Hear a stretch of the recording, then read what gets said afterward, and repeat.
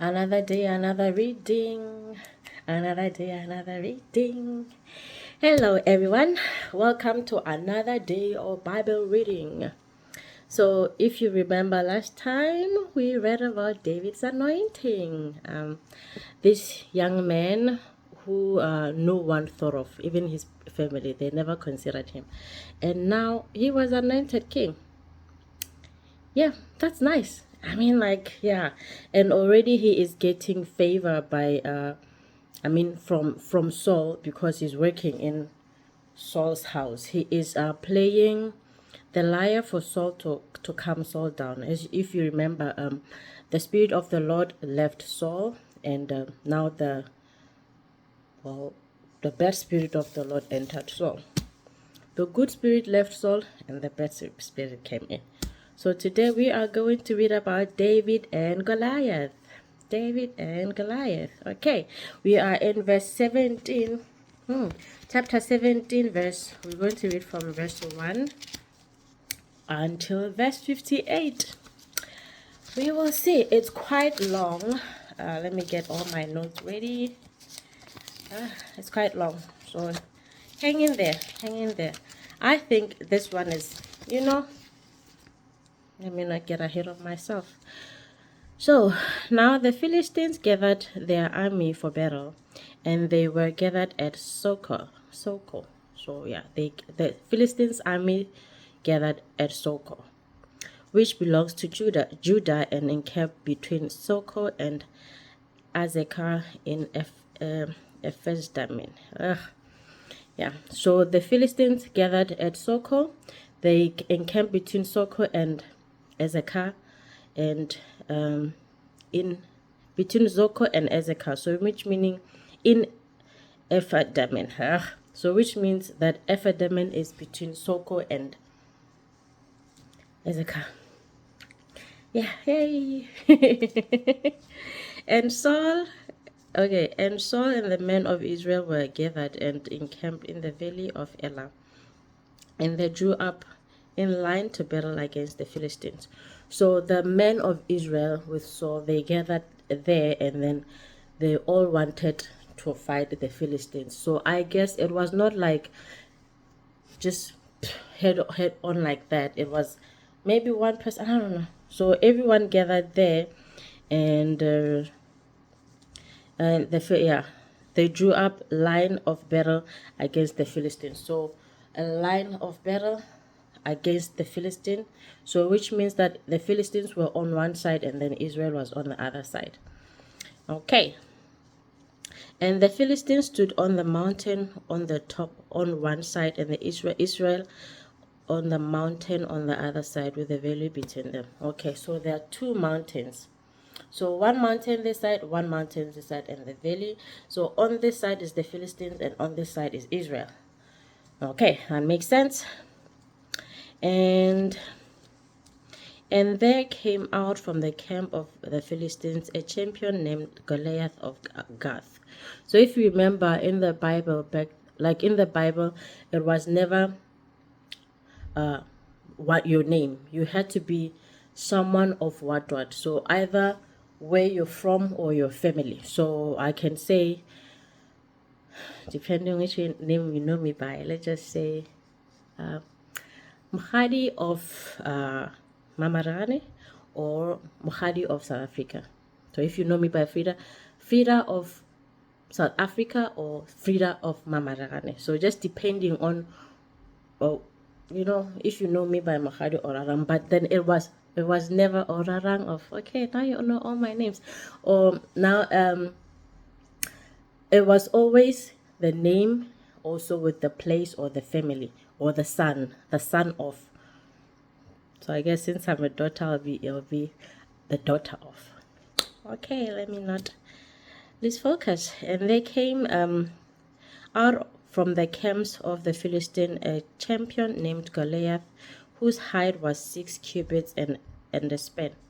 I read somewhere that six cubits is, I don't remember, but it was definitely more than 2 meters tall. I read it in American feet. It was more than 7 feet tall. I don't remember how Yeah, using centimeters. So yeah, you can check. Sorry, I didn't. Yeah, okay. And he was about 6 cubits tall and a span. So definitely tall, definitely taller than a house, like our current houses. So the man was definitely tall. And he had a bronze helmet on his head, and he was armed with a coat of mail, and the weight of the coat was 5,000 shekels of bronze. That's heavy. I don't know how much is 5,000 shekels, but 5,000 of anything on you, that is a lot. So Goliath had a helmet of bronze, and he also had a coat of mail, and the weight was, which was like 5,000 shekels. That is heavy, which means like obviously someone who could wear something that heavy, you have to be tall to be able to carry that weight. So obviously he was tall, he was a giant. That's why he was even considered a giant in these times. Okay, so and he had bronze armor on his leg, and a javelin of bronze slung between his shoulder. So he had bronze armor on his leg, so on his legs. So both his legs he had bronze armor, and a javelin of bronze slung between his shoulders. So a javelin of bronze, I'm thinking like from, because like it only makes sense if it's coming from your back. So between his shoulders and not between his chest. Yeah, okay. So slung between his shoulders, and the shaft of his spear was like a weaver beam, and his spear's head weighed 600 shekels of iron. So basically, anything on Goliath, if it landed on you without him throwing it, or like it just happened to land on you, to just fall on you, you're going to meet your ancestors. So that's how heavy everything on this man was. And and his shield bearer went before him. So a shield bearer is obviously a person, someone who carried his shield. He went before him. To imagine, you need a complete person to carry your shield, just your shield. I'm surprised it was one person, because obviously a giant like that would not need a normal shield like the rest of us. So it had to be huge. So I wonder if the shield bearer was just a regular sized man, or he was a giant too, and or at least close to a giant in size or something. Okay. And he stood and shouted to the ranks of Israel, "Why have you come out to draw up for battle? Am I not a Philistine, and are you not servants of Saul? Choose a man for yourselves and let him come to me." So this is obviously Goliath trying to taunt the other team, like, "Hey, aren't you the servants of Israel? Why did you all line up? Choose a man. I mean, someone who can go head to head against me. Choose a man, and then yeah, we'll go head to head. And if he's able to fight with me and kill me, then we will be your servant. But if I prevail against him and kill him, then you shall be our servant and serve us." Which kind of makes sense. Like instead of including the whole nation, where a lot of people die, and at the end we might not even know who is the victor, or we just decide based on how many people live. Why don't we just make it like just the two of us, one from your side and one from my side? We fight, and then the winner, the one who is alive at the end, then they are the masters, and the losers are the servants. I think that's what Goliath was basically saying, and it kind of makes sense, saving a lot of life and reducing a lot of bloodshed. And the Philistines said, "I defy the ranks of Israel this day." Oh, this is Goliath speaking. "I defy the ranks of Israel this day. Give me a man that we may fight together." So he's like, "No, today I'm not going to consider your rank. I'm not going to consider Like, I don't want to fight the king. I don't want to fight your best man. Just anyone who can fight me. Let's go. Let's go. When Saul and all Israel heard these words of the Philistine, they were dismayed and greatly afraid. So now Saul and his men, they're like, who's going to fight this giant? I mean, it will be just you and him head on. Nothing else, no one trying to distract him or two people fighting him. It'll just be the two of you. Then who? Who is it going to be? Now, David was the son of an Ephrathite of Bethlehem in Judah, named Jesse, who had 8 sons. In the days of Saul, the man was already old and advanced in years. So now we are introducing David as possibly Goliath's opponent. Now we get to see, like before, because remember, everyone is afraid, thinking, oh no, how are we going to fight this giant? Everyone is looking at the problem. They don't. It's funny how no one is even thinking we should consult with God and see if he has any answers. So now we meet David. This time he is being introduced in the fighting sense, like the scene of fighting. Before, he was introduced as just Jesse's son, but now, because the context is fighting, it means that there's going to be some so Jesse had 8 sons, and one of the sons was basically David. And Jesse was advanced in his years, so basically meaning that Jesse was old. And the 3 eldest sons of Jesse had followed Saul to the battle. And the name of his 3 sons who went to battle were Eliab, the firstborn, the next to him Abinadab, and the third Shammah. So basically, the first 3 sons of Jesse followed Saul into battle. The first 3 sons. I don't know what they were thinking, but why not?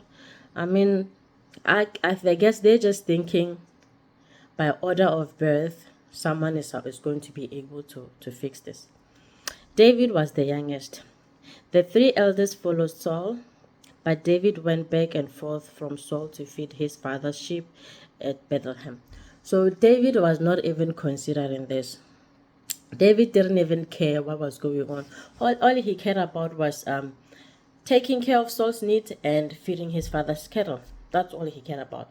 I don't know if he was not afraid or he just didn't care, but for him, he didn't even try to he basically he didn't even consider Goliath. I don't know why, but yeah. For 40 days the Philistines came forward and took his stand. So for 40 days Goliath took his stand and took his stand morning and evening. So 40 days he was there, like, hey, anyone who wants to find me, come on. And Jesse said to David his son, take your brothers and an ephah of this parched grain and these 10 loaves, and carry them quickly to the camp of your brothers. I think an ephah is an animal, a small kind of animal. I just don't remember the kind of animal an ephah is. So basically, Jesse said to David his son, take an ephah and 10 loaves of bread, and these 10 loaves of bread, and carry them quickly to your brother's sister. So your brother's camp. So just take this food to feed your brothers. That's all. And also take this 10 cheese to the commander of their 1,000, if your brothers are well, and bring some token from them. So along with the ephah and the bread, the loaves, he also had to take the 10 cheese to the commander of the 1,000. So the commander of the 1,000 is getting an extra treat. If you know, cheese is delicious, so the commander of the 1,000 is getting the cheese. And also Jacob also had to remember to bring something, a token from them, just to show them that, to show their father that they're still well, they're still okay. Now Saul and they all, now Saul and they and all the men of Israel were in the valley of Elah, fighting with the Philistines. So everyone was in the valley fighting the Philistines. And David rose early in the morning and left the sheep with the keeper and took the provision and went as Jesse had commanded him. So early morning, David took everything his father told him to take and went on to where he was told. And he came to the encampment as the host was going. So he came to where everyone was. And as the host was about to go out to the battle line, shouting the war cry. So everyone was like, we're going to whatever war cry they were shouting. And then, they were going there. Jacob, I don't know why I keep saying Jacob. David got there as they were about to leave.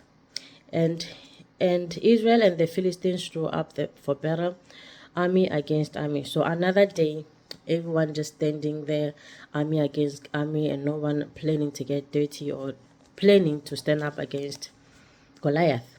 And David left the things in charge of the keeper of the baggage and ran to the ranks and went and greeted his brothers. So like I said, it's like David doesn't even it's like he doesn't even notice that these people are here to fight. They are here to like death and life. Like it's between life and death. He just get there and then leaves everything with them, the caretaker of the baggage, and then he goes to check out his brothers and go greet them. Like, yeah, he doesn't even care that his brothers are there to fight. He's just like, oh, hi guys, how are you doing? And he talked with them. Behold, the champion, the Philistine of Gath, Goliath by name, came up out of the ranks of the Philistines and spoke the same words as before, and David heard him. So at this time, as Goliath is trying to mock the Israelites and disrespect them, and then now David is there. David is there. Remember, the difference now is David. So Goliath has always spoken. Goliath, is it Goliath? Oh my goodness. Goliath, yes, always spoke. He was confident, no fear. He knew that he could take any one of them on. But this time, David was there. So all the men of Israel, when they saw the man, fled from him and went. All the men of Israel, when they saw Goliath, fled from him and were much afraid. So when everyone saw Goliath, they fled from him and they were all afraid. Now they're like, Eesh, I can't go against this giant. I can't. And the men of Israel said, have you seen this man who has come up? Surely he has come up to defy Israel, and the king will enrich the man who kills him with great riches and give him his daughter and make his father's house free in Israel. So now this is the Israelites just talking like, yo guys, have you seen how big this man is? Well, like they're just talking amongst themselves, basically the reward, the prize, and everything that they are going to get from defeating Goliath. And David said to the men who stood by him, what shall be done for the man who kills this Philistine and takes away the reproach from Israel? For who is this uncircumcised Philistine that he should defy the army of the living God? That is why it is now mentioned that David was there. David came. Like Goliath had always spoken, the man always had a mouth. But this time, he is speaking in the presence of David. And who is David? The man who works with the authority of God. David doesn't just come and with the confidence of Saul, but David comes with the authority of God. Now David is like what shall be done for the man who kills this Philistine and take away the reproach from Israel? So what's going to be done for the man who takes this Philistine? I mean, this uncircumcised man, that he should defy the armies of the living God. So now David is showing that Goliath is nothing against the army of God. So he already wants to know. So what's going to be done for the man who takes care of this man? Like, he wants to know what he's going to get if he takes care of the situation. I mean, I think we all want to know. If you are unable to deal with the situation and then I come and I see that I have the capability to fix the situation, I think I would like to know, what am I going to get in helping you? I see that you are unable to fix the situation, so what am I going to get in helping you? So your internet is not working. I'm like, okay, I can see what the problem is. So what am I going to get if I fix your internet? Obviously, I mean, I want to know. And yeah, and the people answered him in the same way. So shall it be done to the man who kills him. Okay, let's go back one more time.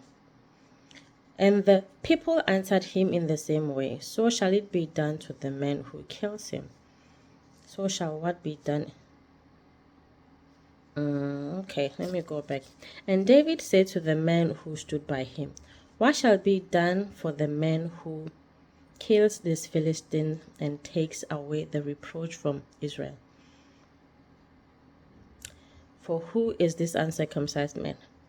And the answer is, and so shall it be done to the man who kills him. What shall be done? Okay, you will see. We'll come back. Maybe we'll get the answer as we go ahead.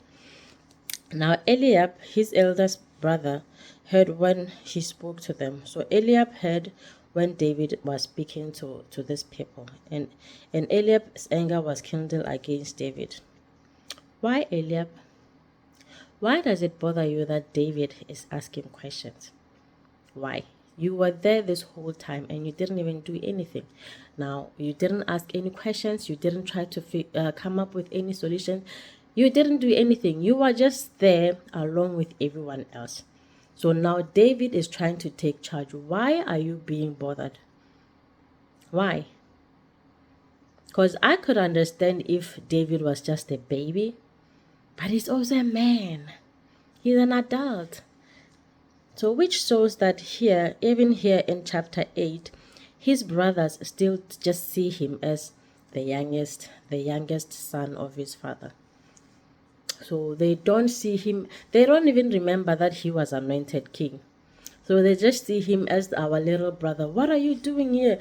You should be taking care of the farm animals. What are you doing here? You're just our little brother. So that's where they are seeing David from. They forgot that David was anointed over all of them. They were there before David was even in the picture. Remember, David was out farming when Samuel came and anointed him. So all his brothers came up, lined up, and then thinking, oh, maybe I'll get anointed as king. But no one got anointed. And then David came, and then Samuel was like, yes, it's you. Easy as that. But now Eliab, David's big brother, the firstborn, is getting offended, getting angry. Why have you come down, and with whom have you left those few sheep in the wilderness? I know your presumption and the evil of your heart, for you have come down to see the battle. I think he's projecting. I don't know, maybe because I'm reading from the point of view of where we are, and already we know the story of David and Goliath. So we already know that David is going to win, but his brother doesn't. But either way, no one is doing anything about the situation. The only one who is trying to figure out what is going to be done, what can be done, is David. So why are you getting offended? And now he's like, I know the evil in your heart. I know the presumption and the evil in your heart, for you have come down to see the battle. You should be out there taking care of the sheep and everything. I mean, so basically, according to Eliab, everyone is just going to stand there until Jesus comes. And then no one is going to stand up to fight. So that's basically what Eliab is saying. Because remember, they were all just sitting there and no one was doing anything. They were all just sitting there scared and frightened, like, oh no, this giant, what are we going to do with this giant? But now David comes, the first day that David comes to give his brothers food. He's already coming with the authority of God. He's already coming with the authority of God. You can hear the questions that David is asking. And David said, what have I done now? My question, what have I done? What has David done now that you feel like you have to talk to him like that? What has he done? Why is it so easy, so easy for you to just accuse him of everything wrong when he hasn't even done anything? All he did was ask questions. Why are you triggered, Eliab? Why? Tell me, why are you triggered? Are you really that jealous of your brother that even when he asks questions, you're like, I know you're evil? Really? So now, is he not supposed to ask questions? Is David just supposed to be there and quiet like everyone else, and then time just moves on? Yeah, but at least David now kind of got the, I kind of got the same set. Like, yeah, now David is going to ask the question that was on my mind. Okay, yes, that's how you word it. And David said, now, what have I done now? What is it not? Was it not by a word? Was it not but a word? Yes, what have I done now? Didn't I just ask questions? All I did was just ask questions. So what have I done? I didn't do anything. All I did was ask questions. I also want to know what's going on. I have the same right as you to know what is going on. So why can't I ask questions? Good job, David. I feel like the way he approached this situation is very good, because he didn't try to fight his brother. He just wanted to resonate with him, like, why are you attacking me? All I did was ask questions. Why are you triggered by me asking questions? I just want to know. And now he turned away from him towards another and spoke in the same way, and the people answered him as before. So after all of this, David turned away from Eliab and then asked the people. He continued with his questions. He continued with his quest. And the people answered him as before. So I think now the people can see, like, okay, David is not just Eliab's little brother. David is not just the youngest of the 7. David is a man who is choosing to stand on his own. We need so many men like that. There are so many men in the world that just follow, and then they expect the woman to also just follow. Why can't you ask questions? And then when you ask questions as a woman, like, no, you're nagging. No, I'm not nagging. I just need to understand what is going on. The same understanding you have, why can't you give that understanding to me? So that is basically where David is coming from. And now Eliab finally got the message, or he didn't get the message, and now David is deciding to focus on his mission. He came here to understand what's going on. So it's like, yeah, I'll do that. I'll understand what's going on, and you're not going to get in the way of that. I love that about David. And when the words that David spoke were heard, they repeated them before Saul. And he sent for him. And yeah, so the people around heard what David said. So basically they told Saul. And then Saul asked for David. And David said to Saul, let no man's heart fail because of him.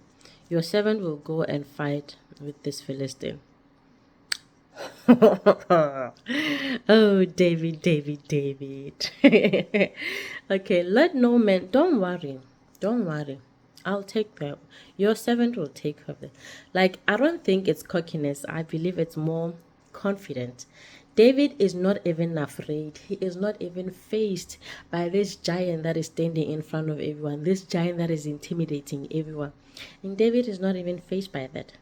So David is just like, don't let your people worry about this. I will take care of this. You and Saul said to David, "You are not able to go against this Philistine to fight with him, for you are not a youth, and he has been a man from his youth." So basically, David is looking at Saul. Saul is looking at David's any shortcomings. Yeah, like you're just a young boy. You're not going to be. You can't go against this man. You are just a young boy. This guy has been a man for a long time. So you won't be able to go against it. But David said to Saul, "Your servant used to keep sheep for his father, and when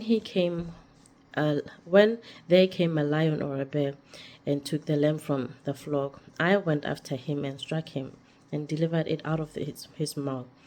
And if he arose against me, I caught him by his beard and struck him and killed him." So this is David basically showing his qualifications. Yes, I'm young, but it's not like as I was in the field taking care of my father's sheep, I was just on vacation. I also had to fight against lions and bears. Like if as a farmer and basically back in the days, there were lions everywhere. So now all the lions are gated. They are is it captured? I don't know. So all the lions are whatever the word is. So yeah, they are all in. Oh my goodness. Hopefully you guys understand. So, but back then, so the lions were basically just roaming around. So all the lions are now in camp. So yeah. So David is showing his qualifications. I've taken care of lions and bears. So this is just the human. I have had to take my father's lambs, my father's goats, cattle out of the mouth of lions and bears. Out of the mouth. Imagine this lion is hungry, and it caught a lamb.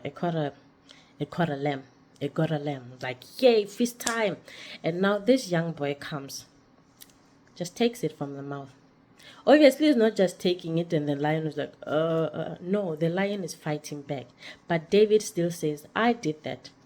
Because obviously, if I did not win against the lion, I wouldn't be here to tell the story. So David is saying, yes, in spite of all those things that I faced, I am still here. I'm still here. That's my track record. I don't go around bragging to everyone that, hey, I killed the lion. No. Only like the proof that my father's animals are still here. That's all you need to know. I like David. So yeah, your servant has struck. Oh, this is taking so long. Your servant has struck down both lions and bears, and this uncircumcised Philistine shall be like one of them, for he has defied the armies of the Lord. So clear as it is. I'm wondering if we should cut it here. And David said, the Lord who delivered me from the paws of the lion and from the paws of the bear will deliver me from the hands of this Philistine. David knew that God carried him through the wilderness, facing all those animals and fighting them, taking food from their mouth. Do you know that a hungry lion would not just watch you while you take food from its mouth? Even a bear would not just watch you, be like, oh no, we got caught. No, they're not going to do that. They are going to fight. But David got the experience that, okay, God was with me when I did that. Obviously, I didn't do that all by myself. So God was with me when I did that. So now, this uncircumcised man is nothing. Those were wild animals. This is just a tall man. That's all. He's just a tall man. So he has nothing. And Saul said to David, go, and the Lord be with you. I wonder if Saul here is speaking from, I don't think Saul is speaking from the confidence that David has. Saul is just saying, okay, this is your grave. Okay, go. The Lord be with you. And Saul clothed David with his armor. He put a helmet of bronze on his head and clothed him with a coat of mail. And David strapped his sword and his armor, and he tried in vain to go, but he had not tested them. Then David said, so basically, Saul, now, I don't know if he's actually like, okay, I'll back you up. But Saul now took his armor and gave it to David, okay. So this will be your protection. Now you have the protection of the king of Israel. So now let's go into battle. And David put everything on. And after doing all of that, he tried to move around and tested them, but he said to Saul, I cannot go with this, for I have not tested them. He's being honest. He is being honest. David is not trying to appease Saul by lying to himself, but he is being honest and being truthful and like, okay, this is too heavy. I have not tried this on before, so I don't think I'll be able to continue with this. So David put them off. David took everything off and then took his staff in his hand and chose 5 stones from the brook and put them in his shepherd pouch. So after that, I wonder how Saul took this. I wonder if Saul was like, so you don't want the king's protection? I'm offering you protection and you don't want my protection. Or he was like, okay, I mean, it is your grave after all. So I wonder how he took it. Because I definitely don't think that Saul believed that David would be able to defeat Goliath. So David got his 5 rocks and put them in his pouch. So as a farmer, you obviously had to walk. Well, I don't know. I've never been a farmer, but I'm just thinking that back then as a farmer, you had to walk around with a little pouch that had something. I don't know, was the pouch like all the time? Did the pouch always have rocks, or it was a pouch for something else? And then David just happened to have it because he was a farmer, and then he took 5 rocks and put them in that pouch. Was it just how it happened that day, or what was the use of the pouch? And he put them in his shepherd's pouch. His sling was in his hand, and he approached the Philistine. So confidently. This is David. He's not even being boastful. He's just, okay, got all he needs. Okay, now I'll approach the Philistine. Simple as that. They, up to here, there's no point where they talk about David being afraid, David doubting, David even being confident. David is just taking this as just another day, another dollar. So David is not even worried considering Goliath even now.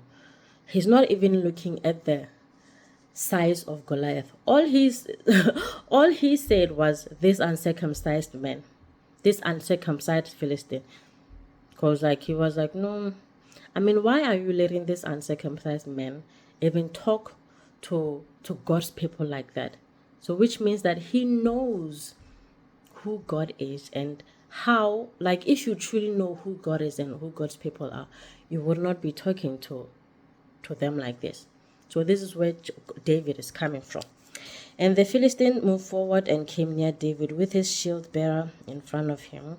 So the Philistine moved forward, David and the shield bearer in front of him. So does it mean the shield bearer just held his shield like this? Like protecting Goliath? Or I don't know. And his shield bearer in front of him. And when the Philistine looked and saw David, he disdained him, for he was but a youth, ruddy and handsome in appearance. So Goliath was like, and what is this? Guys, do you understand what I'm here to do? Do you understand that I want to kill you guys? Why are you sending this little boy?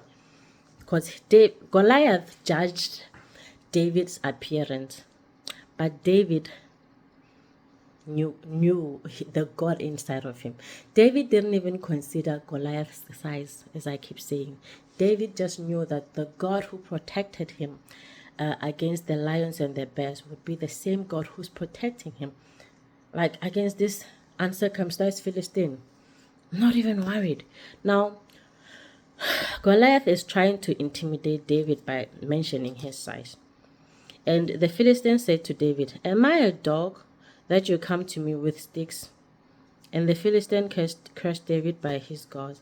The Philistine said to David, come to me, and I will give your flesh to the birds of the air and the beasts of the field. So Goliath is like, am I a dog? Why are you coming at me with sticks? I mean, we are going to fight. Why don't you bring your weapons and I'll bring mine? Why are you concerning yourself with what I'm bringing to the fight? I mean, you bringing knives, I'm bringing guns, or you bringing guns and I'm bringing knives. So I mean, isn't the aim of this battle to just kill the other? So why are you concerning yourself with what I'm bringing? Then yeah, Goliath is like, okay, come here and then I'll send you to your ancestors. Okay, you want to make it easy then? Yeah, I won't get in your way. Then David said to the Philistine, you come to me with sword and with a spear and with a javelin, but I come to you in the name of the Lord of hosts, the God of the armies of Israel, whom you have defiled. You see the authority that this man speaks of. The authority that David has shows that he knows, like he knows God. He knows that God was with him through everything else. And God has given him the authority. David. I see why God calls David a man after my own heart. David is not even moved by the situation. He's not even moved by what is going on. David is like, I come to you in the name of the Lord of hosts, the living God. You can come to me with your guns and guns blazing. All I'm doing is coming to you in the name of the living God. Oh, David, the God whom you have defiled. Now let's see if the God that you have defiled, disrespected, will let you get away with all of this. You know, I feel like this is how David spoke the entire time. He was never angry. He was like, I mean, you were confident all along. So let's see. He never tried to prove himself to this Philistine. He was like, yeah, my God will show you who's the true God. This day the Lord will deliver you into my hands, and I will strike you down and cut off your head, and I will give the dead body to the host of the Philistine this day, to the birds. Okay, so basically this is just David telling Goliath what he's going to do with him. You know, before every fight, people like to trash talk. So this is basically David's trash talk. This day the Lord will deliver you into my hands, and I will strike you down and cut off your head. He's telling him how his life is going to end. If you know, this is how it ended. And I will give the dead bodies of the host of the Philistine this day to the birds of the air and to the beast of the earth, that all the earth may know that there is a God in Israel. So he's saying that I'm going to do this, and yeah, your dead body will be eaten by the birds of the air and the beast of the field. And today you are going to know that there is a God in Israel. We don't serve idols. We serve a living God. Today you are going to meet your maker. You will know. And that all this assembly may know that the Lord saves not with the sword and spear, for the battles is the Lord's, and he will give you into my hands. The Lord doesn't need your spears. The Lord doesn't need your sword. He just needs you to be available. That's it. Just be available, obey, and the Lord will give you the battle. It will give the Lord will just give the battle into your hands. Like, yeah, okay, here you go. That's it. Just obey, be obedient, and the Lord will take care of everything. That's what David is saying. And when the Philistine arose and came and drew near to David, David ran quickly toward the battle toward the battle line to meet the Philistine. So Goliath got up and then started walking towards David, and David quickly stood up and ran toward Goliath. And David put his hand in his bag and took out a stone and slung it and struck the Philistine on his forehead. So David did all of this while he was running. He was running toward Goliath, and then he took a rock and then put it in a sling and swung it, and then he hit Goliath on the forehead, and he fell to the ground, his face to the ground. So he didn't fall backwards, he fell forward. So his face to the ground. So David prevailed over the Philistine with a sling and with a stone, and struck the Philistine and killed him. There was no sword in the hand of David. There was no sword in the hand of David. So basically, David just needed a sling and a rock, and he killed a giant. The Lord doesn't need these big equipments that we're always trying to make him use. Like, we're always trying to make every battle like a show of grandeur of like, this is what I have. And then now the glory will go to what you used. But when you use nothing, like this bookmark, when you use something so small to kill a giant, now you know that it was not about this. You will know that it was not about this little thing. It was the God behind you. So that is what David is saying. And then David ran and stood over the Philistine and took his sword and drew it out of its sheath and killed him and cut off his head with it. The Philistines saw that their champion was dead, and they fled. So David dropped Goliath to the ground, and then he quickly ran up and took Goliath's own sword and cut Goliath's own head with his own sword. So yeah, the job is done. Now it's just technicalities. I will remove your head from your neck with your own sword. Isn't that disrespectful? Like, showing you that you were uncircumcised, you Philistine. And then when the Philistines saw that, and the men of Israel and Judah rose. When the Philistines saw that then the champion was dead, they started to run. Oh no, our champion is dead. Now they started to run. And the men of Israel and Judah rose with a shout and pursued the Philistine as far as Gath and the gates of Ekron, so that the wounded Philistines fell on the way from Sharaim as far as Gath and Ekron.